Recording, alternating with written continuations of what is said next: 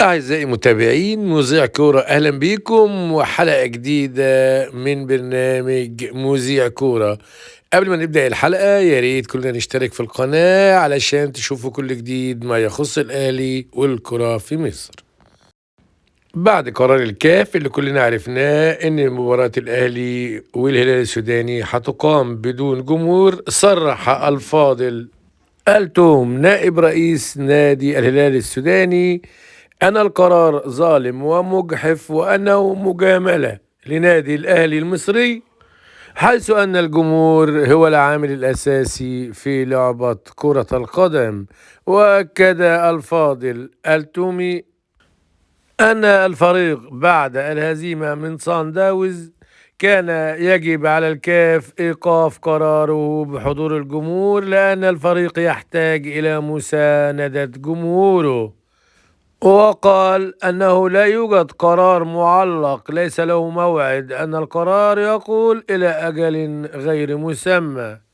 من جهته أكد كولر أن فريقه جاهز للقاء وأن اللاعبين في حالة جيدة، وأن خالد عبد الفتاح والحاصل على إنذار أحمر سيسافر مع الفريق إلى السودان حتى يعود معهم إلى أسوان. وتأكد عدم سفر عمرو السولية حيث أصيب بشد في العضلة الخلفية ولن يسافر مع الفريق. أما مصطفى شوبير أيضا فلن يسافر، عاد إلى المران لكنه لم يتم شفاؤه بشكل كامل، وبنصيحة الأطباء لن يسافر مصطفى شوبير.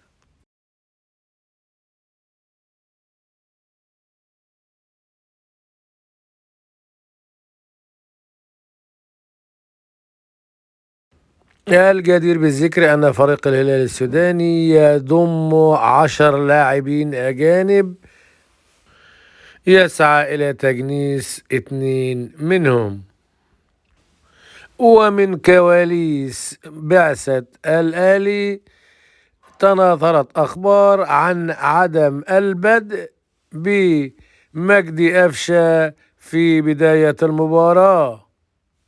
وعن أخبار اللاعبين أكد مصدر مسؤول رفض ذكر اسمه أن الأهلي يدرس بجدية عرض إنتر ميلان لأحمد عبد القادر لاعب الفريق الأول بالنادي الأهلي.